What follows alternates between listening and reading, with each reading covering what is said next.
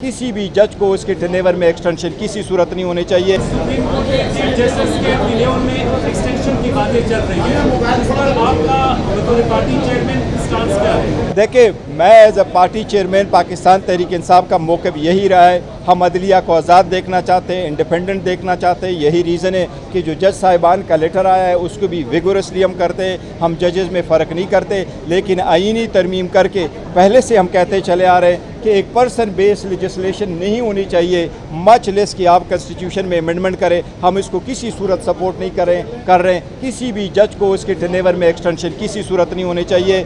जो article 175A जो 18वीं तरमीम करके ये फैसले हो चुके थे और उसके बाद 21वीं तरमीम, ये मैटर अब वो नहीं होना चाहिए, टच नहीं होना चाहिए। हमारा मौक़िफ़ है। बिस्मिल्लाहिर्रहमानिर्रहीम।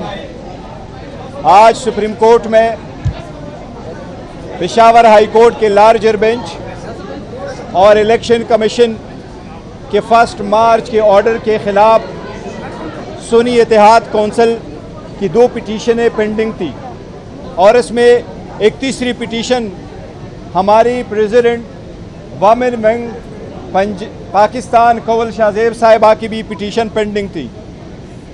ये इलेक्शन कमीशन का वो ऑर्डर था जिसमें इलेक्शन ने वमेन और नॉन मुस्लिम की रिज़र्व सीटें सुन्नी इत्तेहाद कौंसिल को रिफ्यूज़ कर दी थी और हमारी वो रिज़र्व सीटें जो 11 नॉन मुस्लिम की थी और 67 वमेन की सीट थी, ये टोटल 78 सीट्स दूसरी पार्टी को एलोकेट कर दी थी।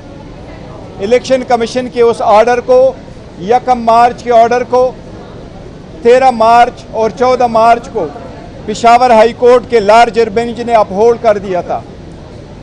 इस एंटायर प्रोसेस में हम हमेशा यही कहते रहे कि हमारे साथ गैर आईनी और गैर कानूनी सलूक हुआ है और इलेक्शन कमीशन का ऑर्डर गैर आईनी था और लॉ में सस्टेनेबल नहीं था। हम थ्रू आउट ये कहते रहे कि किसी भी पॉलिटिकल पार्टी को आईन के मुताबिक उसकी जीती हुई सीटों से ज़्यादा सीटें नहीं मिल सकती।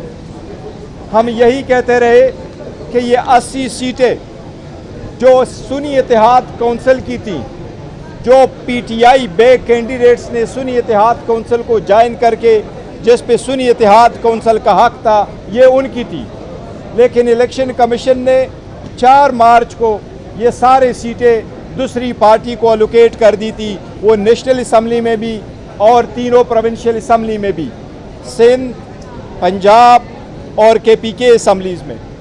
पंजाब, सिंध और नेशनल असम्बली में वमेन और नॉन मुस्लिम ने ओथ उठाया था, जबकि हमारा यही स्टैंड था कि सुप्रीम कोर्ट फैसला करने दे। इसी वजह से KPK में रिज़र्व सीटों पे वोट नहीं लिया गया था। आज अल्हम्दुलिल्लाह सुप्रीम कोर्ट ने लीव ग्रांट कर दी है। इलेक्शन कमीशन का ऑर्डर 1 मार्च 2024 का और पेशावर हाई कोर्ट के लार्जर बेंच का ऑर्डर 14 मार्च 2024 का सुप्रीम कोर्ट ने सस्पेंड कर दी है। सुप्रीम कोर्ट ने अल्हम्दुलिल्लाह ये भी डायरेक्शन दी है कि ये 78 मेंबरान साहिबान जो सीटों पे पार्लियामान आए हैं या असम्बलियों में जा चुके हैं, वो आइंदा किसी भी कानून साजी में वोट का इस्तेमाल नहीं करेंगे।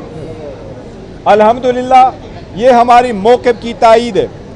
हमने पहले मर्तबा पहले दिन जिस वक्त नेशनल असम्बली का इजलास हुआ तो वोट उठाने से पहले हमने ये पॉइंट आउट कर लिया था कि सबसे पहले ये पार्लियामान उन लोगों से कंप्लीट हो जिनका ये हक बनता है।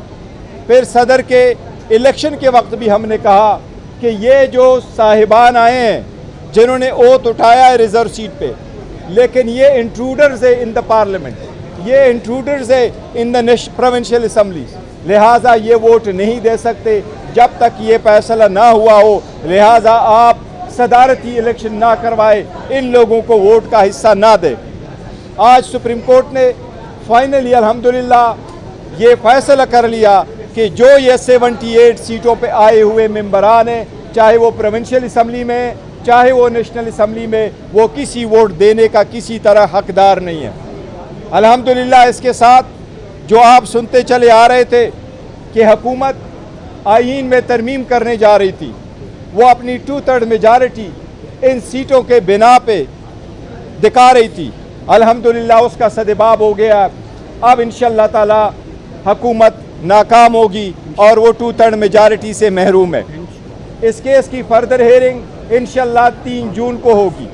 हम पहले दिन से ये कहते चले आ रहे थे और सुप्रीम कोर्ट से इस्तदा किए आ रहे थे कि इवन हमने जो पिटीशन फॉर्म 45 पे फाइल की है कि वो लोग जो इलेक्शन हार चुके थे कानून और आईन के मुताबिक, प्रिजाइडिंग अफसरान ने उनके जैसे वोट काउंट किए थे, रिटर्निंग अफसरान ने आईन और कानून के मुताबिक जो अपने टैली की थी उसके मुताबिक अगर आप जमा कर लेते तो पाकिस्तान तहरीक इंसाफ की नेशनल असम्बली में 180 सीटें हैं। इंशाल्लाह ये 180 सीटें हमें मिलेगी अगर सुप्रीम कोर्ट ने उस पिटीशन को उठाया जिस तरीके से हमारे ये मौक़िफ़ एक्सेप्ट कर लिया। हमें अदलिया से एतमाद है, अदलिया पे एहतराम है। हम उनसे दरख्वास्त करते हैं कि बाकी भी केसेस ऐसे उठाए। आवाम की बुनियादी हकूक़ का तहफ़्फ़ुज़ करना सुप्रीम कोर्ट की ज़िम्मेदारी है। इसी तरीके से जो खान साहब के केसेस पेंडिंग है, जो हम सुप्रीम कोर्ट से मुसलसल इस्तदा किए आ रहे हैं कि इनको भी आप उठा ले और कानून और आईन के मुताबिक इस पे फैसले करें। हमें उम्मीद है इंशाअल्लाह ताला सुप्रीम कोर्ट अब इस पे इंशाअल्लाह ताला जल्द से जल्द फैसला करेगी। एक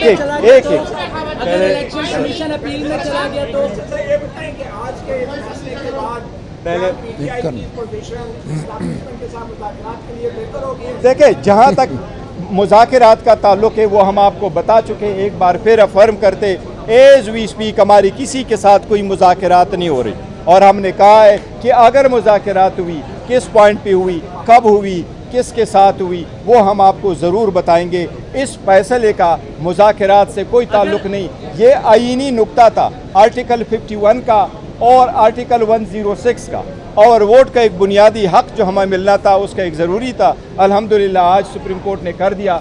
इंशाअल्लाह ताला ये फाइनल भी फैसला होगा तो हमारे हक में होगा। अगर इलेक्शन कमीशन अपील में चला गया तो फिर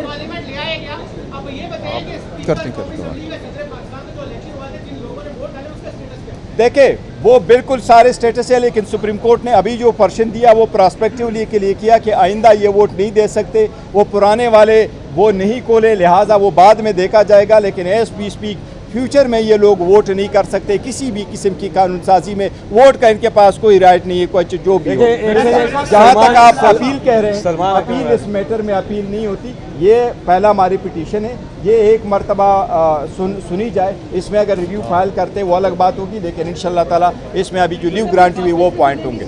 सलमान अकरम राजा साहब को सुन लें। जी नहीं देखें 225 चाहिए 2/3 मेजॉरिटी के लिए। आपके पास अगर मिल भी जाए तो आपकी 110 बनती है। अगर वो सारे मिल फिर भी आईनी तरमीम नहीं, देखो हम कह रहे हैं अब उनके पास आईनी तरमीम के लिए 2/3 मेजॉरिटी मौजूद नहीं है।